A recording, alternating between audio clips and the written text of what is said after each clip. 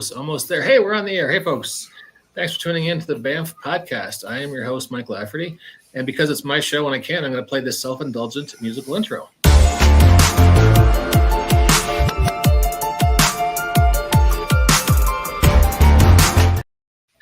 Ladies and gentlemen, that assures you that you're watching a high production value sort of operation here. It's pure professional here. Finest farm to table geeky conversation for your podcast listening pleasure. And right off the top, I want to mention, before we dive into conversation, our friends at Green Ronin are having some trouble right now. Diamond Distributors is declaring bankruptcy, and they are arguing in court that they should retain possession of all the stock from various publishers they have in their warehouses and sell it to offset their bankruptcy debts. Green Ronin is trying to quickly and aggressively oppose this, so they're got a GoFundMe to raise the necessary funds for legal defense. tinyurl.com/Green Ronin Legal. Please hit them up, help them out. They're good people, and they could use your help right now. So, and let's be honest, what they're doing, and not what Green Ronin, but Diamond, is that what you said? Yep. Yeah. It's legalized theft. That stuff is there for them to sell, and now they're trying to say, oh, no, we're going to sell it, and we're just going to keep the money. That's theft. Come on, really? 100%.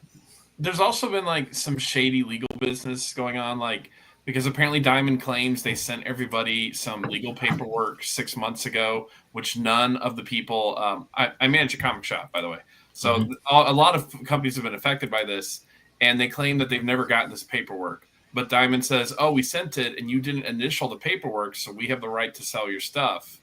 And it's like, well, a lot of people didn't get this paperwork, Diamond. Maybe you messed up sending it, or you didn't actually send it. Uh-huh. So, yeah, it stinks. I was going to say it stinks and it smells, and it came out together as it stinks. But, you are correct. Well, good for Green Ronin. I am 100% pulling for him. Yeah. Once again, tinyurl.com/Green Ronin Legal.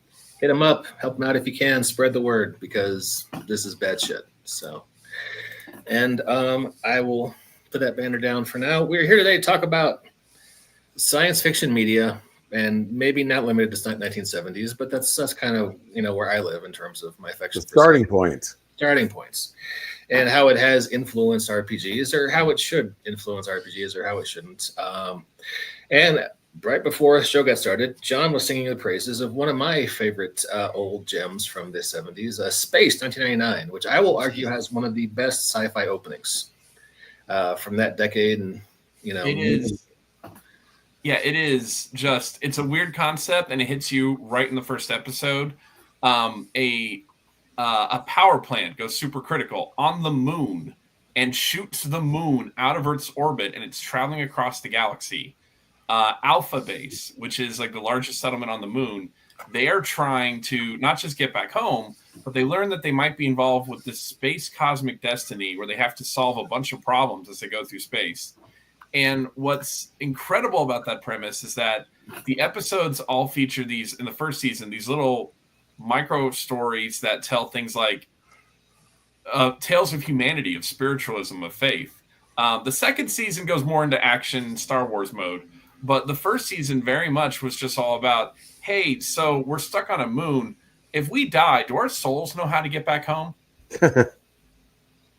Yeah, I would. It almost felt to me like the first season was British sci-fi, and the second season was British sci-fi trying to be American sci-fi. But yeah, maybe that's oversimplistic. But yeah, Jerry Adams.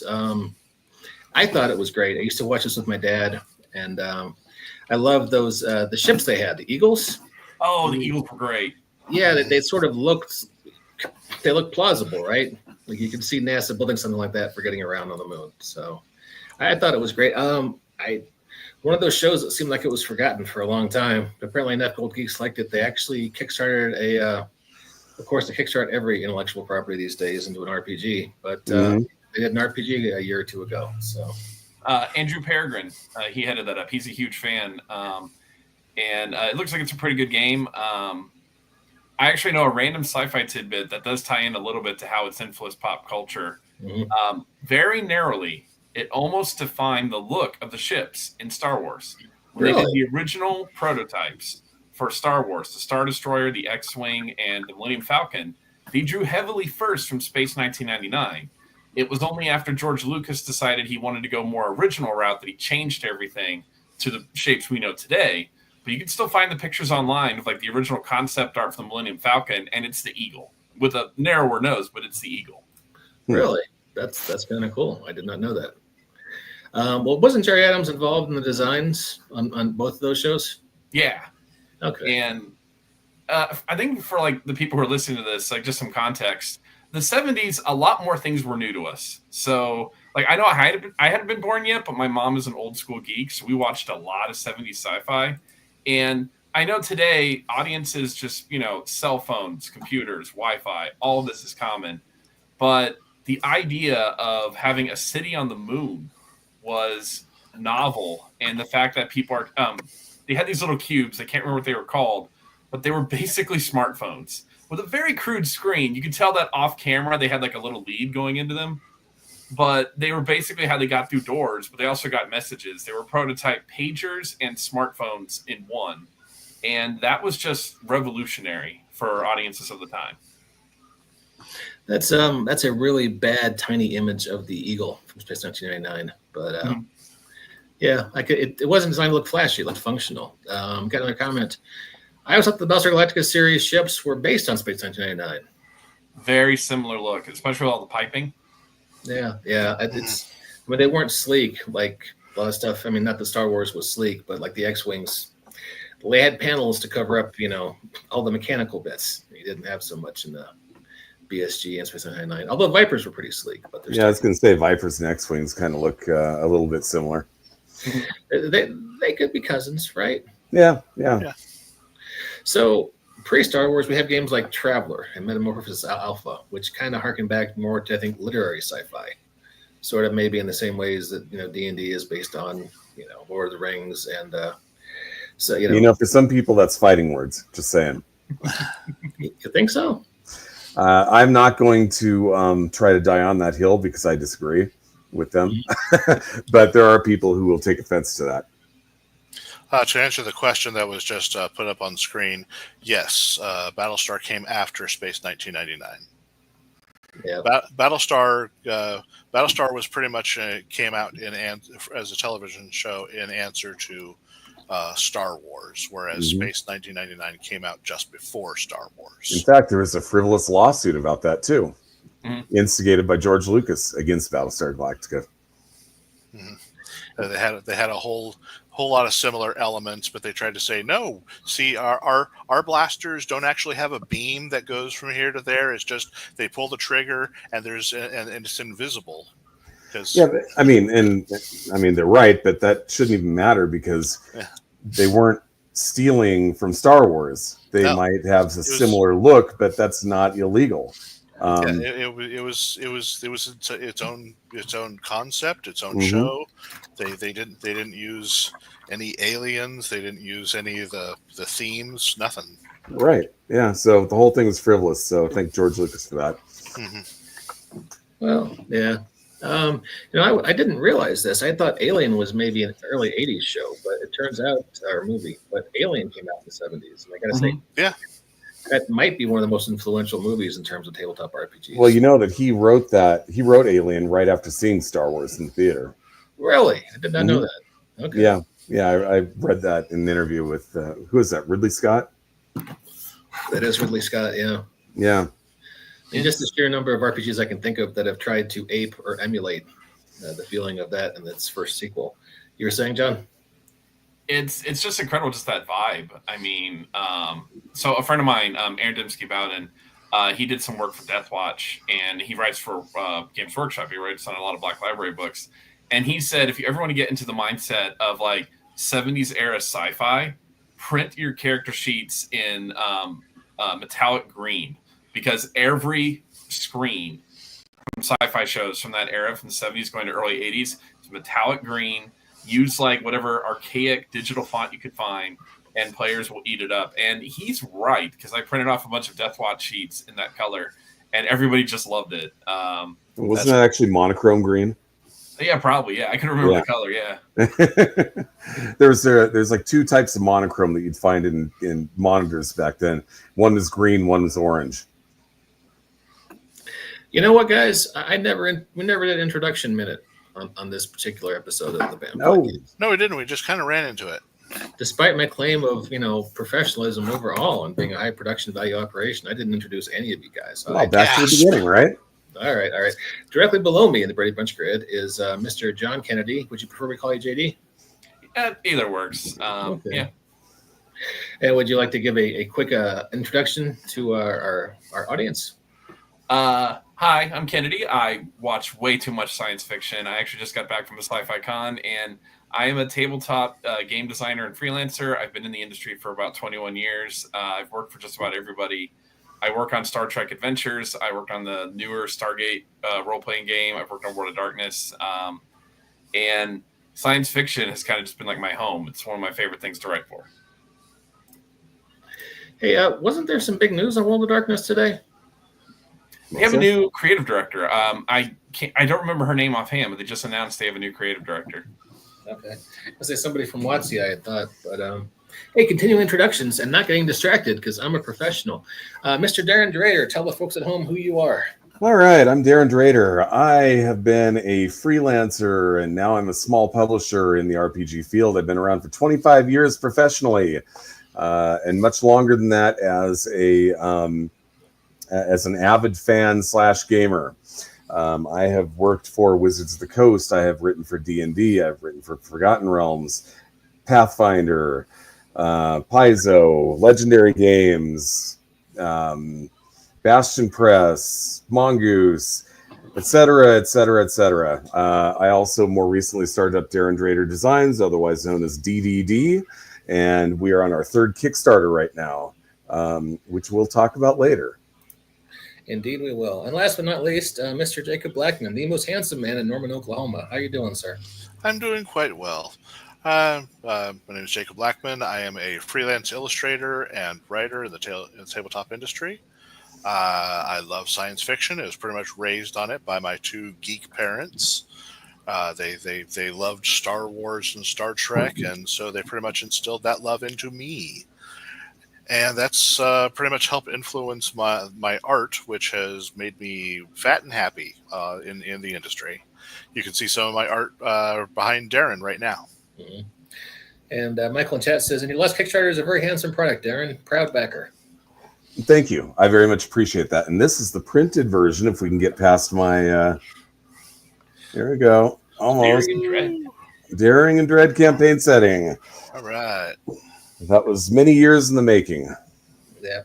And Michael in chat was also very helpful with our previous conversation. The new head of the creative director was World of Darkness, the other W company, Jess Lanzillo, formerly from WotC. She's been a lifelong fan of the entire Vampire universes, evidently. So that's pretty cool. Okay. Yeah. Well, I must admit, one of the things that World of Darkness has really helped do for the industry is get a lot more women players in. Because I was there when they hit big in the 90s, and it suddenly went from D&D, everyone's playing D&D, and suddenly it was all about World of Darkness, and so many women I knew who were gamers at the time got other women to play who were not interested in role playing through World of Darkness. Yeah, I remember being at a game con, and I was I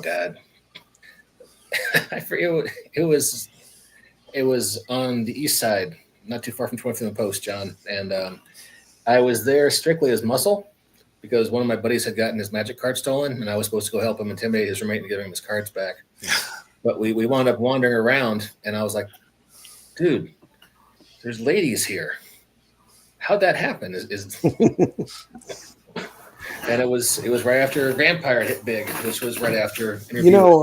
I know that back in the 80s, it seemed like role-playing games was a men's club. I was around for that. But I did know a fair number of women who were actually playing D&D back in the day, right here where I live now. So, and it's kind of funny because I actually run a Facebook group locally, trying to just kind of connect players who want to play D&D. and I swear over half them are women. So it is no longer a hobby just for men anymore. Oh yeah, I mean for a couple of decades now, it's been more open. So yeah. Hey, 70s sci-fi Alien, yes, that movie was influential. Do you get, as far as sci-fi RPGs, what's the first one you guys played? Starting with Mr. Candy beneath me. Traveler, probably. Okay. I was thinking about it earlier today, just about what RPGs I could probably trace that. And I know that Traveler's more like you said earlier, it's considered more from like literary sci-fi, but it drew a lot from like stuff that was becoming more broadly known in the 70s. I mean, Dune came out, I want to say 60s.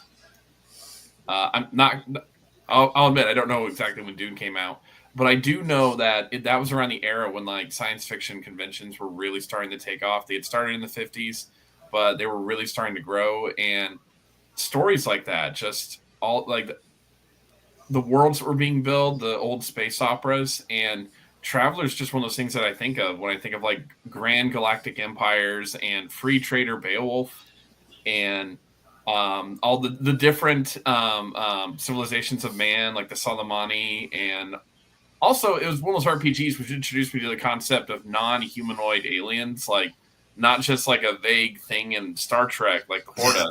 It was also where it's like, this is a giant starfish creature. I'm like, oh, well, what does it do? Does it just live on a planet? They have an empire. They're a species of merchants. And I'm like, oh, and they use biotech.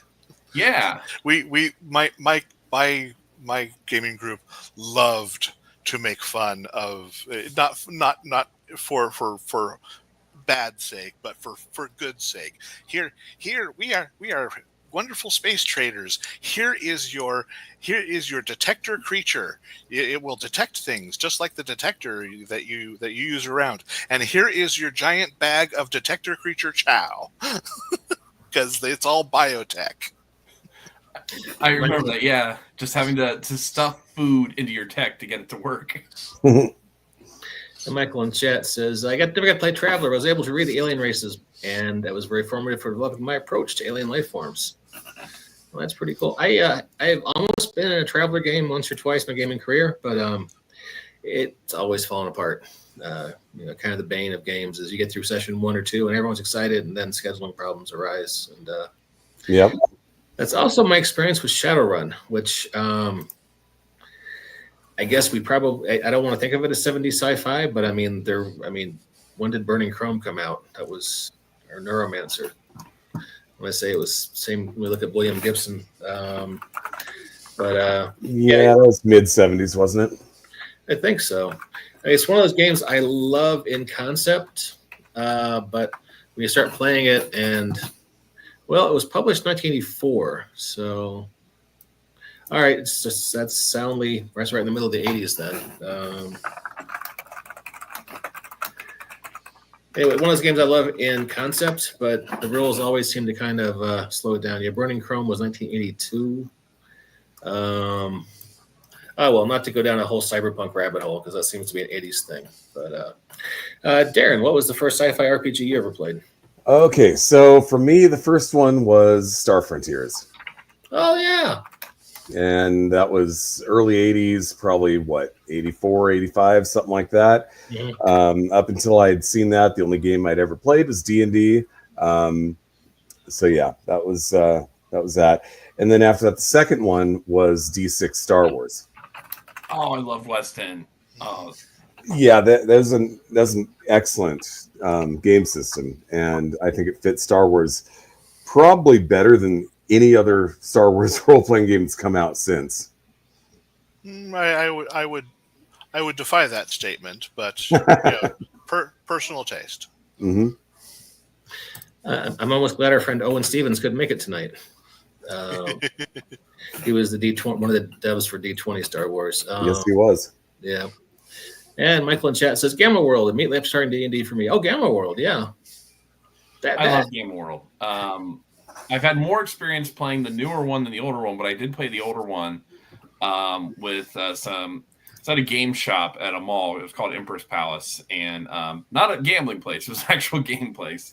But there was somebody there who ran it, and I remember that I played a guy who rolled up his powers, and I had a psychic abilities, but the crippling side effect to it was my head got bigger each time I used my powers.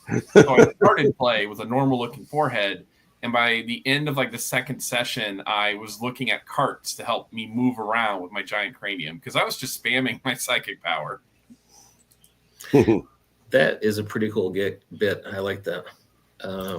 That's another game I don't think I've actually played. I've wanted to, but I've played Mutant Future. I've played Fallout. I've never actually played Gamma World, and the problem was that just finding people locally who were interested in playing Gamma World. They're just back in the day. There just weren't any. Now I think it's a little more popular, but people want to be with the the newer systems.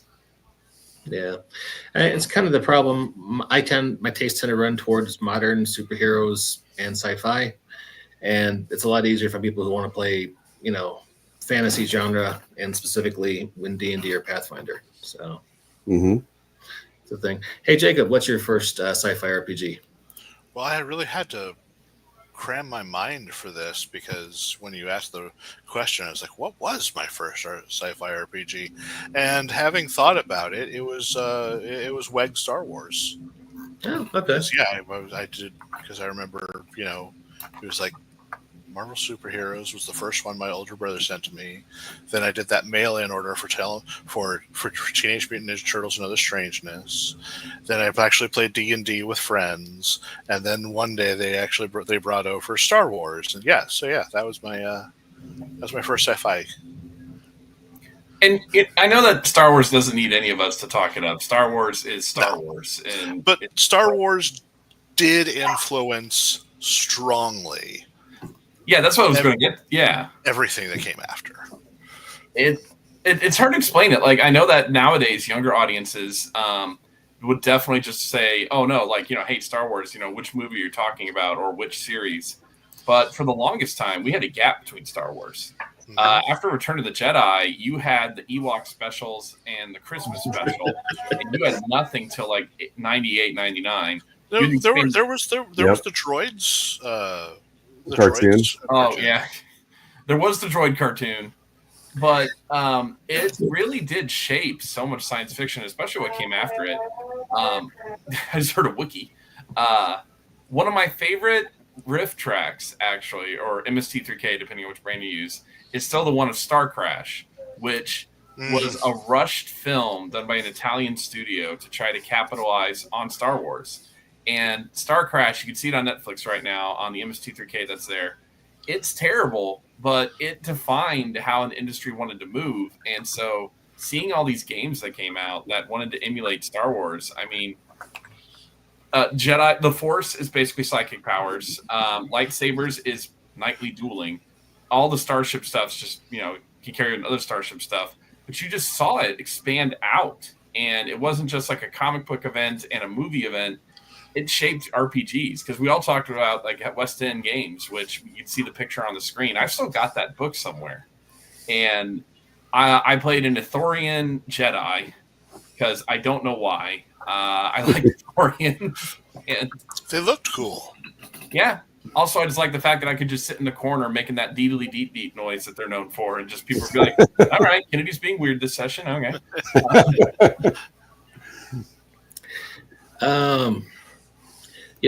I played a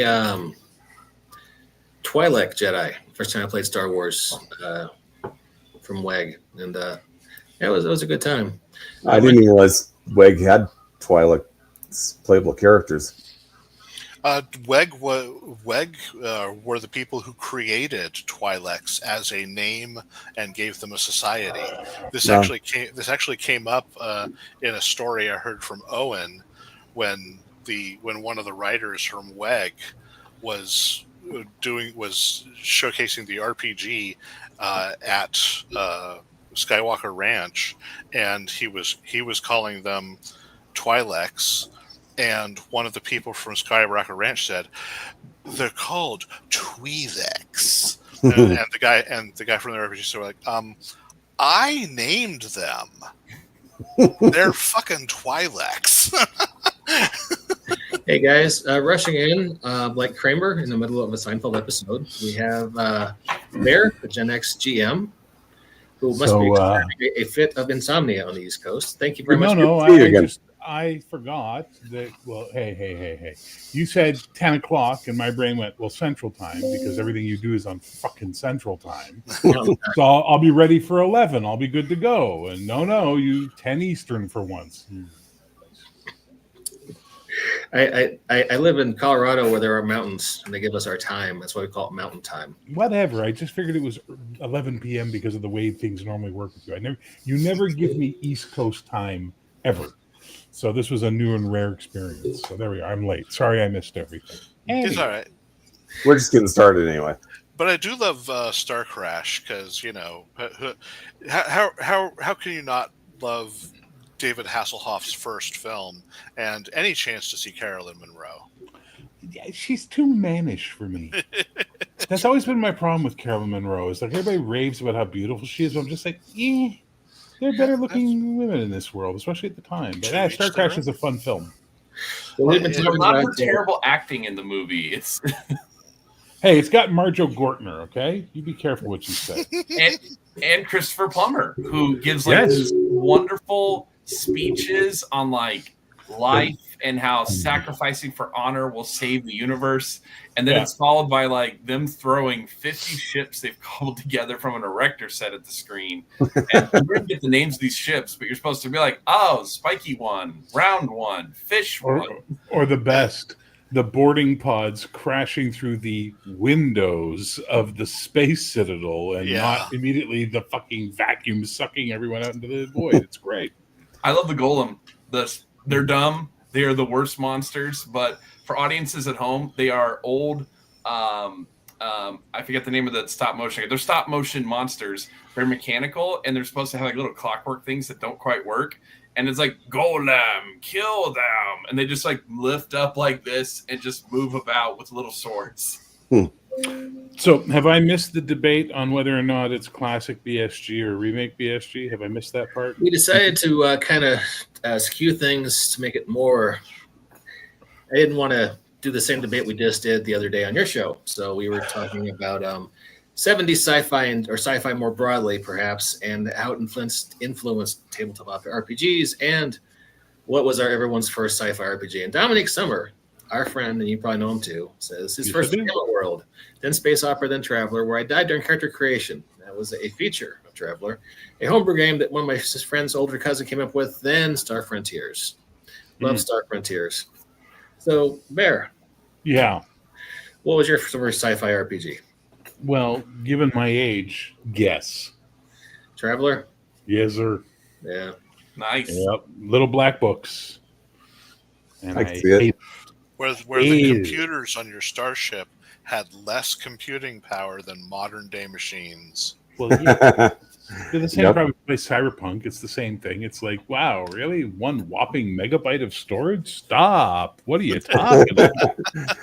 Come on. I mean, no one possibly needs more than 1 megabyte of storage. Hey, let's look at the late 80s, 1980s. Data on the Starship Enterprise. He didn't have Google, any form of a Google search. He had to go through and manually look through records to find exactly the thing he was looking for. You'd see him doing it. So even in the 80s, they hadn't imagined Google yet. No, I mean, listen, we can forgive them. They were doing the best and extrapolating as best they could. Yep. I think it's terrifying that Herbert was able to extract the Butlerian jihad from an 18th century guy named Butler, who was predicting thinking machines back then being the downfall of man. But, Herbert was a little bit smarter than a lot of the guys making the stuff we saw in the 70s and the 80s. Let's just be 100% honest on that, Anyway. So someone suggested, maybe it was Darren the other day, and this is off subject, but you get to a point in pop culture where, like people like Frank Herbert, where they had ideas inspired by literature, by, other books he'd read, and maybe, some philosophy books he read in college or high school. Then you get people who are making things not inspired by that kind of art, but inspired by what Herbert did. Then, like George Lucas. Then you get people making stuff that's not inspired by Herbert or inspired by the books Herbert read or the ideas he had, but inspired by George Lucas. So at some point, it's like, you know, you get a copy of a copy of a copy. And I mean, you could argue that there's, you know, dilution at some point, although I guess you could just call that natural evolution of culture. I don't know. What do you guys think? Well, I mean, you know that Jodorowsky's Dune, the book he made, which is massive, he printed up multiple copies and sent them around with all that great Jean Giraud Mobius art in it, you know, and he sent it to all the studios. And if you look at all the movies that came out from 77 onwards, they stole everything from that book they could, like right down to Terminator has stuff from it, Star Wars has stuff from it. Like, this guy pretty much defined what late 70s and 80s sci-fi was going to look like. So is it a copy of a copy of a copy, or is it just, you know, the laziness of Hollywood or the brilliance of Jodorowsky? That's also, I think, like, it is brilliance, to be honest. I think it's also just like how powerful certain concepts were. Because I mentioned at the beginning, you missed this, about how a lot of things were new to us. I'm not just talking about like, oh, smartphones exist now. What would our primitive ancestors from 1972 think of a smartphone? It really was in an era where we were capable of sending people to the moon. We were just sending satellites into orbit. Jet airplanes were getting better and stronger. The evolution of the computer, it was shrinking dramatically year after year. I mean, it used to be just like it would fill up an entire room and it could do 100 calculations per minute. And then we were going to the moon with a computer that had as much power as a tenth of my smartwatch. And it's just these concepts which popped up. I mean, in Dune, you didn't think about things like the ornithopters, you know, these aircraft that vibrated wings in order to fly around. You didn't think anything of like, hey, what if we needed still suits, which were environmental suits that could keep you alive in the middle of the desert? What if it wasn't just you had a cold ice pack on you? What if it was a sophisticated piece of equipment that you didn't really need to use? And even in Alien, I mean, Alien showed like your giant spaceship, but it's landing, it's on planets, they've got all this tech, and it has the core, which was supposed to be revolutionary because the core filled just a small room. And it showed how we were just, all we could think of back then was, someday I really hope that I have a super smart computer that fills up my den, my back room, but it'll solve all my problems for me. And now that has literally shaped into this, which causes me more problems than ever, but hey, Alien the RPG. Yeah. I've got 2 points, Mr. Kennedy. One, yes, Herbert was a genius. Mm-hmm. Two, by using the term our primitive ancestors from the year 1972, I now know you're under the age of 50, aren't you? Yeah, it was a joke. Yeah. I was trying to be sarcastic. Yeah, whatever, millennial. Anyway, Gen X will fight you, sir, in space. I am Gen X, so. No, what year were you born? 83. You're not Gen X, you're a millennial, sir. Yeah, I that's think unfortunately a millennial. Really? That's a millennial. 80's the Yep. cutoff. John and I had some of the same teachers at the same high school. So, I mean, Well, if that he's doesn't mean anything. It just means the teachers didn't rotate out. Anyway, They're good teachers. all kidding aside about the generation gap, because it means nothing in nerd culture, because we all unite over the same goofy shit. Yeah, so like, what other 70s sci-fi have you talked about? Have you mentioned the brilliance of Zardoz? That, you know what? That's a movie I've never seen, but it's on my list. It's high on my list. I will be watching it in the very near future. Outlander. So good. Yeah, Outlander is awesome. I've seen that a million times. Outland is a good movie, but it's in that dirty, gritty future vein that, you know, sort of Ridley Scott was a big fan of, and so was James Cameron. But Zardoz is surrealism. It's absolute. It's like Logan's Run, another great one. Logan's Run, absolute bizarrety. You know, like these. That's the thing. There was a period before Star Wars where 70s sci-fi was really, really interesting, and the future they were envisioned was like nothing we could imagine, et cetera, et cetera, et cetera. And then Lucas comes along and gives us the lived-in future that we can absolutely relate to and go, oh, yeah, that's just us in the future. Oh, okay. And it never changes after that. We get stuck in that pattern forever. The gun is good. The penis is bad. Yeah, it's a great movie. I was going to bring up UFO. Ooh, which is a British sci-fi series from the early the Andersons. 70s. Yeah, it's Jerry Anderson. for people who are unfamiliar with UFO, it is 1999, and you know it because during the opening credits they keep flashing 1999 at you, and apparently Earth is in a secret war with Mars, and Earth's organization fighting the Martians is Shadow. And the cool concept is Shadow's base is on a Hollywood lot, so that anytime you see them using sci-fi stuff or carting out, alien-looking technology or launching strange-looking starships, they can just say, "Oh, we're filming a sci-fi movie." I saw that, of course, a lot in syndication, but I thought that was just like some of the coolest stuff where it was not hard to tell little me. It's like, hey, what if we were at war with Mars? And I'm like, go on, war with Mars. I dig it. But then just for it to just be like, yeah, they hide on a movie lot and nobody knows anything because they just think they're filming a movie, but they're actually stopping. Like, I vaguely recall one plot was them trying to turn Earth's water, like they were mass evaporating it. And there's a guy who's the stunt coordinator who's trying to show off the technology. And then people are like, oh, what's that? Next episode. It's for the next episode. And I just ate that up. Well, UFO felt a lot like an anime series in real time. Yeah. In fact, if you look at a lot of the later anime that comes out after UFO, you see a lot of touch-based similarity, right down to the girls with purple hair, right? Like, it's really insane. But Jerry Anderson was a very creative human being. Thunderbolts, Fireball, Space 1999. He was listen. Gen X and even the Boomers before us were obsessed with 1999. We were obsessed with that year. It was insane. We thought it was, as Prince, right? Because 2000 was the future. Well, where's my robot manservant, my jetpack, and my condo on the moon, please? I was expecting jetpacks do exist. Okay, effective, useful ones that can go for more than 10 minutes, Michael in chat mentions The Tomorrow People, which is sci-fi from the 70s. Debuted in 73.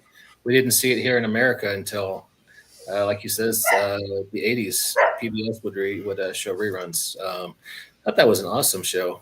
Was that about the people who are tiny on Earth?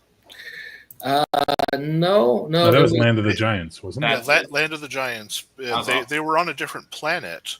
It just happened to be that their planet looked like Earth. Mm-hmm. Yeah. You had these really earnest British people who had psychic powers in a secret hideout, and they basically had like early season style Doctor Who adventures where they would find ne'er-do-wells and thwart their evil plans. And I'm a ne'er-do-well. Have you guys mentioned Blake 7 yet?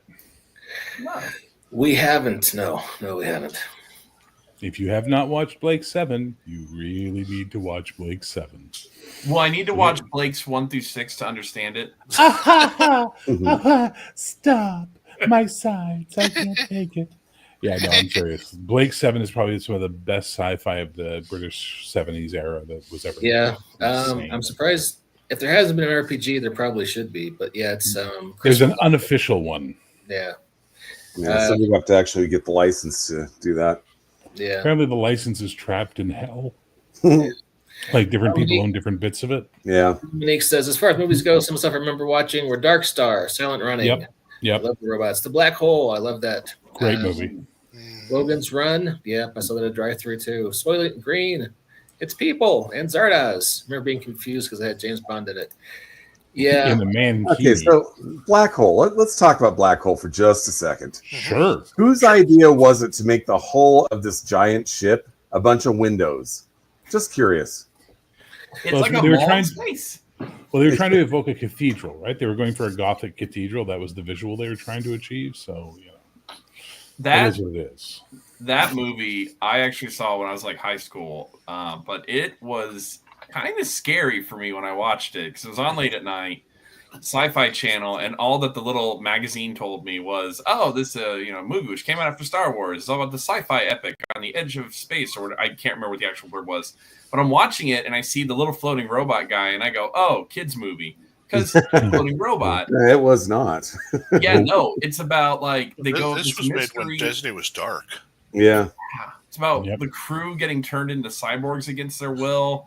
The You know, villain going gets to sent hell at the end. Yep. You know, It was nuts. Maximilian is the devil. You know, it's Yeah. a pretty heady film for And the for ship what it hull was. made out of windows. I'm sorry. I don't think I'm ever going to be able to get past that because it was obviously so fragile and so poorly thought out. And I also got to say that, you know, the cathedral and space idea, I think they did it much better in Event Horizon. Well, Event Horizon is Hellraiser, right? Yes. Everybody Hellraiser misses in the space. point that like basically if you take out the gravity drive in Event Horizon and just replace it with a fucking puzzle box, Mhm. it's now a Hellraiser movie. 'Cause Well, that's it's exactly the what same I thought bloody walking thing. out of the movie, and I still agree Yeah. with that assessment. So, Great movie. The Mhm. studio hated that movie so much that the film canisters were sent to Romania and stored in a salt mine. And I don't know if you know what salt does to film stock, but it makes it unusable so that they could never release a director's cut ever of that film. I understand there was a scene that never wasn't in the you theater. talk about the murder orgy? Yeah, Yeah, they shot it. There's like 2 seconds of it in the theatrical cut, so you get to see a hint of little it. bit. They actually hired porn actors for that. And amputees.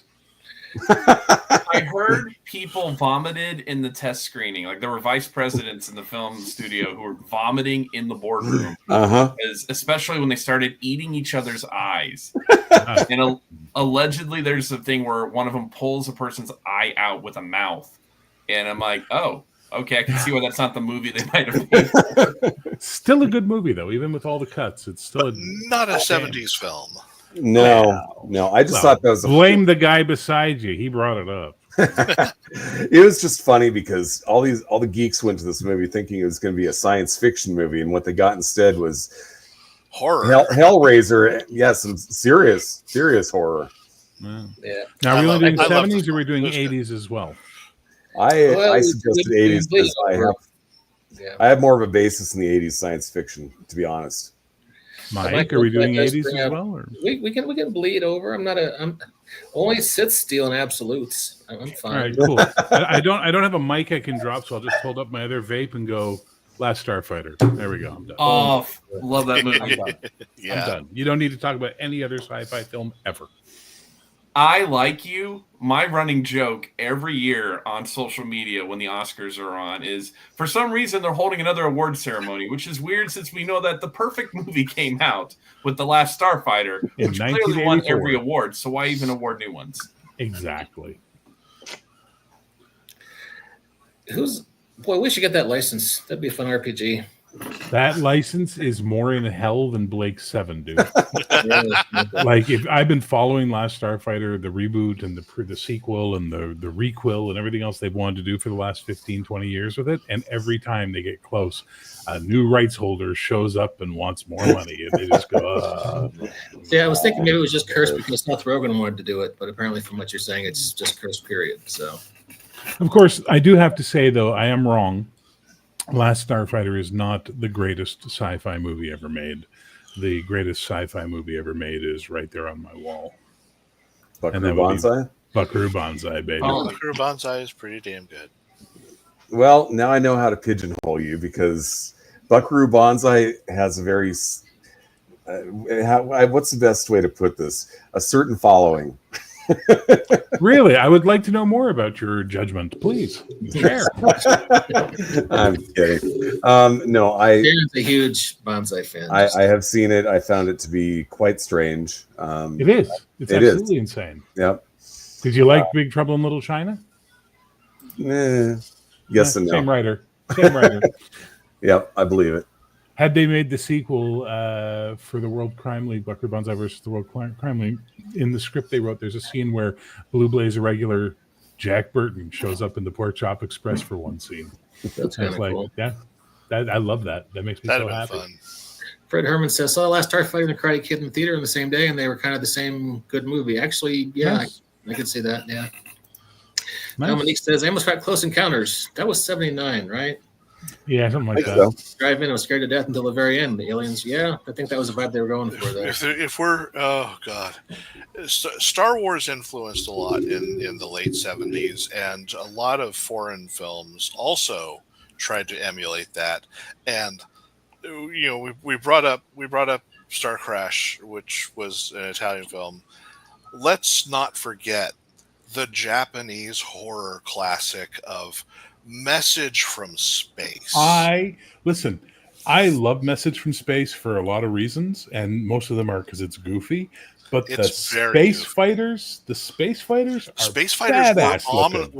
were really good. The one thing the Japanese do very well is cool looking starships. Yeah, but let's not get ahead of ourselves because that movie also has a galleon in space. So but that was supposed to be a weird super advanced alien species. Why don't we talk about Space Fugitive? Oh my God. No, you're talking about Alien Fugitive. Oh, Alien Fugitive. Yes, that's it. He tried to kill me with a. Yep, that's the one. Oh, come on. That's exactly the one. That is the first MST3K I ever saw in my life, and till my dying day, it is my favorite MST3K. That was one of my first, and that is still my favorite. So thank you. Ken with the wig from the flashbacks. I want your wig. Ken 17, 18, go around front. Ken 33 and 34, come to the back. The planet of Kens. Anyway, we're getting off topic. Everybody needs to watch that. There was another. I just watched something from the 70s sci-fi-ish recently, and I cannot remember what the hell it was. Shiza. No memory. Oh, here we are. Well, we were 45 minutes into the show. I figured it was time to talk about The Last Fleet to Vega, which is a game that Darren and I are kickstarting right now, which some people might suggest has certain influences from Battlestar Galactica, which is solidly rooted in 70s. We prefer homage. Homage. So, do we want to play the Kickstarter video again or just kind of talk about it? Go ahead and play it. You might have some people watching who haven't seen it before. Okay.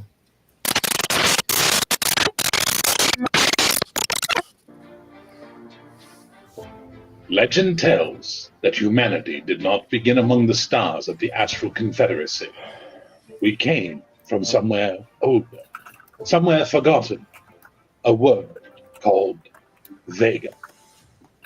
Legends say it was a paradise, a peaceful world hidden among the stars, a cradle of life lost to time and myth. Now our confederacy lies in ruins. Its great cities silenced, its proud fleets shattered, destroyed by the Sinborg and their soulless legions of metal and flesh. But from the ashes, hope arises. Fewer than 1 million remain, men, women, children, crowded into a ragtag fleet of freighters, liners, and lifeboats, all that is left of our kind. They are protected by one ship, the Sentinel Antares, a battle carrier of ancient design, battle-scarred and proud, the last ship of a dead empire. Their journey is perilous, their enemy relentless. But they have a single goal: to escape the Sinborg, to find Vega, and to begin again.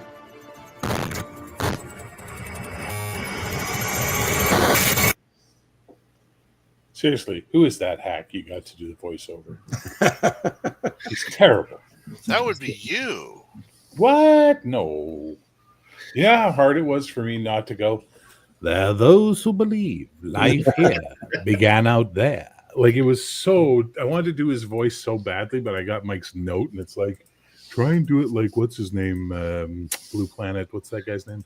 Attenborough. Try and do it like Attenborough. I'm like, no, fine. I think I told you could do it however you wanted to and rewrite it. No. Your note specifically said Attenborough. Mm-hmm. Well, thank you. Well, I think you did a great job. Thank you very much. Oh, I'm looking forward to the next project. I love doing these voices. You did a good job too, Mike. That video's pretty. That video's really good, I think. You just got $18 from me. Hey, sweet. I appreciate that. Thank you. This is where we should mention that if you want to do like cool guy Mr. Kennedy did and back this game, you can at tinyurl.com/lastfleet. And you've got 6 more days. So 5 more days. Good Lord, folks. 5. What are you waiting for? We're almost out now. So, Darren, is this a part of the show where we should talk a little bit about Last Fleet to Vega and talk about your goals with this game and whatnot?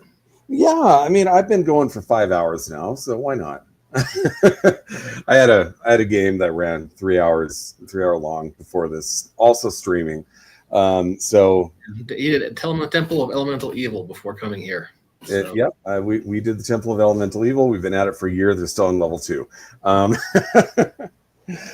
So yeah, design goals for Last Fleet to Vega and what makes it different than Reign of Discordia. Because some of the rules, there is some overlap in terms of character classes, in terms of the way the Starship combat works and stuff like that. But rather than doing a big gazetteer like we did with Reign of Discordia, and this one's much more of a Planet of the Week format. So I'm going to give you a lot of tables to roll on, so you can quickly figure out, what's the focus of this week's session. What's the planet? Who lives there? Are the Sinborg involved? What's your objective? Are you out to get some more food? Are you looking for fuel? Or are you trying to protect the fleet? Or, and there's going to be, like I said, a big series of tables so that the GM can make a bunch of rolls, and the thing will be so big and that they shouldn't get the same result more than one time. So that's kind of it in a nutshell. It is very much an homage to action-based science fiction. Yeah, I think this is where I turn it over to you guys and say, are there any questions? I think John looks curious. John. I actually had one. So is it, not to give out a spoiler or anything, do you actually get to Vega in the campaign, or is it meant to just be an always continuing on story? Okay, so that is an excellent question. We have actually addressed this on a podcast before. The answer is there is no information in the product about Vega itself.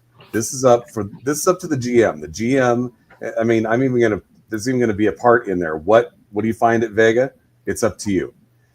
Is it modern day Earth? Don't know. Is it 1970s Earth? Is it, prehistory? Is it, I'm not supplying you with those answers. That's up to the GM for whatever story it is that they want to tell. I like it. That seems pretty cool. It would also kind of be one of those things too, where I guess if you define the endpoint, it would kind of just be not like a letdown, but what if you define the endpoint and someone reads it and goes, that's not what I wanted. Yeah. I like the idea that unlike, about Galactica 1980, we don't get to see what happens at the very end. I have been campaigning for a Last Flight to Vega 1980, but so far, Darren's really Richards on this. Yeah, so Galactica 1980, in my mind, was not canon and never will be canon. So as far as I'm concerned, the return of Starbuck never happened. Troy and Dylan never happened. The last we saw, they'd received the transmission of humanity landing on Mars, not Mars, but the moon, and they had some idea in what direction they should head, and that's where it cuts off. And I think that there should be a resolution, but I don't think I'm the right person to tell you what that resolution should be. But by the way, the Galactica novels that were written by Richard Hatch, who played Apollo, excellent. They're all good. So I'm going to step in here. I've read them. At least I've read them. Just you've already destroyed my myth. Don't do this. Richard Hatch was involved with them. He had a ghostwriter. I'm sorry. I knew the man through Facebook through the last years of his life.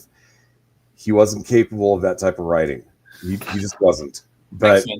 But he was there behind the scenes saying, this is what our story is. This is what I want you to write.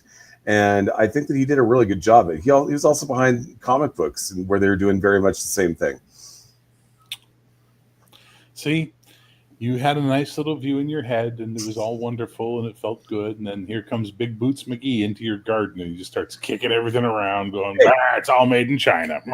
Richard That was Hatch. a core part of my identity you destroyed. It Just was. that I'm revoking my I'm blood. sorry, but Richard Hatch is one of my favorite people in the world, even though he's been gone for a while. I'm not saying this as a diss to Richard Hatch. I'm just saying this as, let's be honest about who we're talking about. Actually, I love that. That makes a lot of sense, and I appreciated it. William Shatner didn't write all those tech world novels. Sorry, go ahead. Yeah, you're thinking of William Shatner. Yes, that's what I was. Sorry, I was just Kennedy. Go ahead. I have a weird anecdote about Richard Hatch. If anybody wants to hear it, Yeah. I'm leaving Wizard World Chicago. This is like 2004. One of the first conventions that I remember I paid to go to, and my mom didn't give me money to drop me off at. I was working in college at the time. And as I'm leaving the hall to get back to my car, we parked a significant distance away. I look up at a nearby tree and I go, is that Richard Hatch climbing a tree? And he hears me and he drops down and he goes, hey, I heard my name. How you doing? And I'm like, are you Richard Hatch, Apollo from Battlestar Galactica? And he goes, yeah, how you doing? What are you doing in that tree? Oh, going for a long car ride. Needed to stretch my legs. And I'm like, oh, that makes sense. And he goes, yeah, you want a free picture? And I'm like, yeah, I do. I do want a free picture. So I want you in the tree and I'm going to take it. Wow. I never met him in person. So that's an awesome story. Yeah, it was completely random. Unfortunately, when I tried telling people that, he shares a name with the guy from Survivor. So everybody just assumed the naked guy from Survivor was climbing a tree. Naked Richard Hatch. On the very first Gen Con that I went to, we arrived to our hotel, get our keys and everything, in the elevator, going up, and beside me is Richard Hatch. I don't notice this. My friend, Mark, may he rest in peace, does. Is like, excuse me, sir, are you Richard Hatch? And you can see, you can visibly go, oh no, I'm trapped in an elevator with nerds. Yes. Pleasure to meet you, sir. I just want to shake your hand. Love your work. And you can see him suddenly calm very much, just because that's all Mark wanted. You were saying, Bear? I said, Mr. Hatch, love your work. Thought you were great in Streets of San Francisco. So this is something we do in the film industry, is if we ever work with someone or we recognize someone or we run into someone, we immediately, it's the stupid thing we do, but it's like stunt guys love this shit, is you immediately recognize them from the least important thing they've ever done that you know about. So that way they just kind of get thrown for a loop. And we did it to Shatner. My buddy runs up and goes, wait a minute, aren't you? And Shatner's face gets that look like, oh shit. And he just goes, TJ Hooker? So Shatner starts laughing, and then he goes, there, jump over that car hood, prove it. I might run into him at Dragon Con. No, you said run into him. Do you mean like golf cart, full tilt boogie? Here we go, I mean, we're both guests at Dragon Con this year, so maybe I'll get the chance to meet him. It'd be, I keep forgetting you're famous, Darren. You're going to Dragon Con as a guest. You're going to that secret developer. No, we don't talk about that. Yeah. I leave for that next week. Developer gaming con. Fucking braggart. We don't keep that under your hats. We don't talk about that one. Fine, I'll brag. I took a full shot to the eye from Dolph Lundgren. So I have to hear more. I don't think I want the elaboration on that. Leonard Nimoy, you were great in A Woman Called Golda. Yeah, there you go. Exactly. We were shooting a film here called Hidden Agenda, and I had a fight scene with him, and he was pissing me off all day because every time there was a part of the film I had to pick him up and swing him around so his legs would knock over the sunglass stand. Mm-hmm. And every time I would pick this fucking Dane up, or is he a Swede or whatever, he would go dead weight on me, which is like stunt guys don't go dead weight. They give you a little boost, right? So I'm having to fucking deadlift 250, a fucking 6'6" idiot every time. And by the fifth take, I'm just like, my back is starting to hurt because it's so hard. So when the next move is we get him into the wall, I give him a shoulder block. So I've had enough of his shit, and I kind of give him a real shoulder block into the wall. And he looks down at me, and his next move in the fight is to hammer fist me in the eye. And Dolph Lundgren, former kickboxing champion of Europe, full Ivan Drago, boom, pops me in the eye as hard as he fucking can. I saw black for like a split second. Wow. And we moved on to date. Things were great. My girlfriend at the time was working in the props department, and she's in back doing something, and she sees the director walk by, and Lundgren comes up to him and says, "Hey, can you get that stunt guy to go easy on me?" To which the director said, "Huh, I thought you were an action star," and walks away.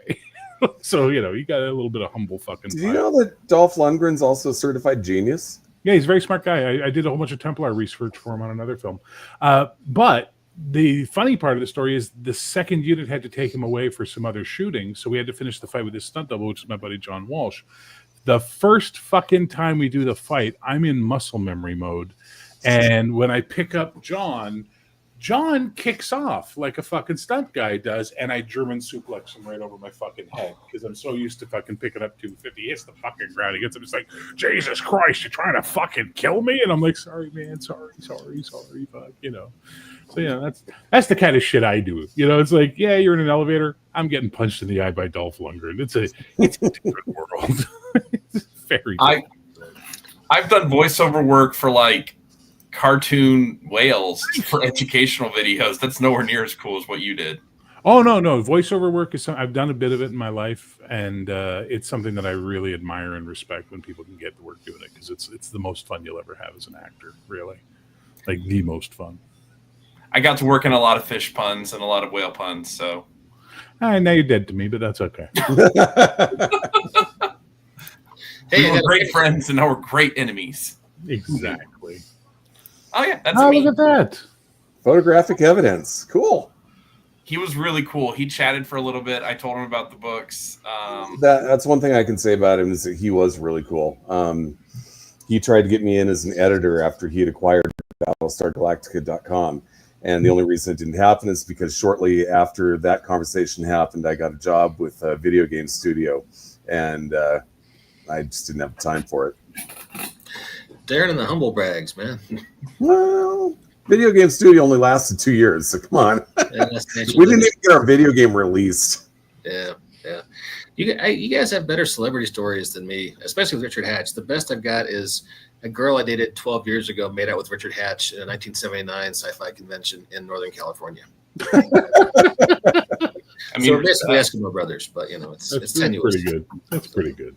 Well, I met Jake Lloyd, and I met Chewbacca. Did you give Jake Lloyd a big hug? Because he could probably use one. I met Jake Lloyd at the WotC pre-release Star Wars RPG party in Seattle.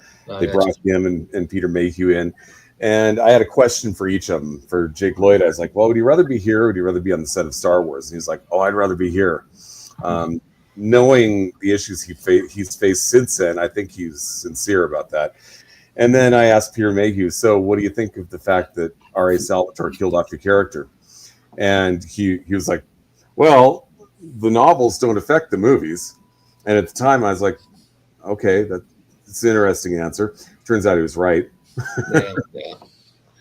They were selectively canon, selectively being if George liked them. So, yeah. Well, hey, I am getting texts from my wife asking me to come upstairs and deal with some parenting stuff. But tinyurl.com/lastfleet. Check it out. We got 5 days left. You want to back this Kickstarter. It's going to be a fun game. Jacob's doing the art. He draws pretty pictures. Darren is writing it. And we've already established he is an illustrious game designer with all kinds of secret connections. And it's coming, steeped in 70s and 80s sci-fi, which we all love. So, any closing thoughts before we wrap it up, guys?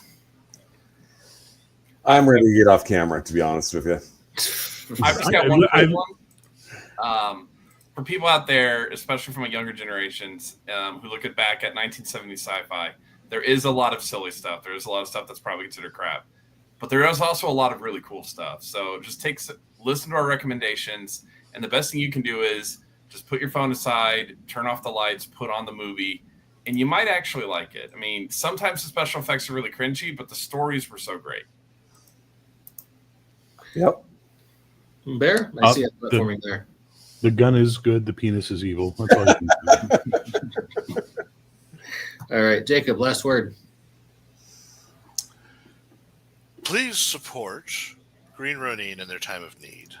There is a tiny URL for the Green Ronin Legal Fund. Go help them. Yeah. And when you're done giving them your money, give all the rest of your money to Darren Drader and the Last Fleet to Vega. Did you hear about this thing with Green Ronin, Bear? No, what's going on with Green Ronin? Well, Diamond is declaring bankruptcy, and they're trying to argue that they own all the stock in their warehouses, and they can sell it against their bankruptcy debts. Oh, Jesus Green Christ. Ronin's trying to raise money for to legally oppose that action. So No, well, you know what? I would wish them well then, because Diamond deserves to be right. It's fucking theft. yeah, That's the- tinyurl.com/Green Ronin legal. Please help them out because that's some bullshit. So Yeah, that is horse shit. Mhm. Gonna ask if I put in the link. Actually, I think this is the link right here, Mike. Tiny URL, and if you're wanting the link for Last Fleet, that's Last Fleet. tinyurl.com/Last Fleet. And on that happy note, thanks to everybody for coming out. Good to see all the commenters. Bear, good to have you, sir. John, good to have you, sir. It's been a while since we talked. Darren, Jacob, and we'll catch you all next time on the BAMF podcast.